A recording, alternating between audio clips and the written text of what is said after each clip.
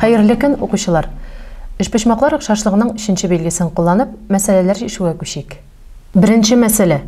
АБЦ һәм А1, Б1, С1 үшбашмакларында АБ 3 см, БЦ 5 см, СА 7 см, А1, Б1 4,5 см, С1, Б1 7,5 см, А1, С1 10,5 см булса, Б. АБ 1,7 см, БЦ 3 см, СА 4,2 см, А1, Б1 34 дециметр, С1, Б1 60 дециметр, А1, С1 84 дециметр булса, әлеге үшбашмаклар охшашмы?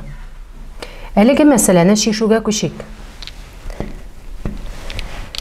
Берилгән үшбашмакларның якларының чагыштырмаларын исәплик.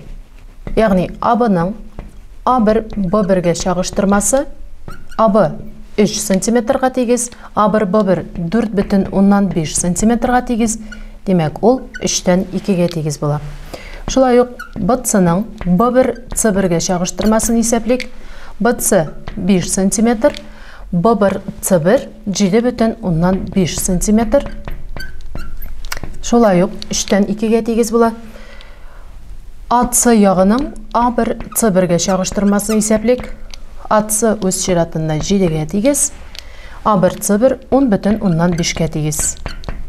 Шулай ук 3-тән 2-гә тигез булды. Ягъни бу тигезлекләр 3 ягының чагыштырмаларының тигезлеген күрсәтә. Үшбашмаклар охшашлыгының 3нче билгесе буенча АБЦ һәм А1, Б1, С1 үшбашмаклары 3нче билге буенча охшаш. Мәсьәләне шишүнең Б өлешенә күчик. Б өлешенә күчкәнче 34 дециметр, 60 дециметр, 84 дециметр. Шулай ук сантиметрлар да бар. Ягъни үлчәмнәрне бер төрлегә әйләндерергә кирәк. Сантиметрларга әйләндерсәк, 34 дециметр 340 сантиметрга тигез була. 60 дециметр 600 сантиметрга тигез була. 84 дециметр 840 сантиметрга тигез була. Нәкъ шулай ук А өлешендәге кебек чагыштырмаларны исәплик. АБның А1, Б1гә чагыштырмасы, ягъни 1,7-нең 340-ка чагыштырмасы 1/200-гә тигез. АЦның А1, С1гә чагыштырмасы, АЦ 4,2 см, А1, С1 840 см булды. Шулай ук 1/200-гә тигез. Һәм 3нче якларның чагыштырмасын исәпләсәк, ягъни БЦның Б1, С1гә чагыштырмасы, БЦ 3 см, Б1, С1 600 см. Ягъни 3нең 600-гә чагыштырмасы ул 1/200-гә тигез була.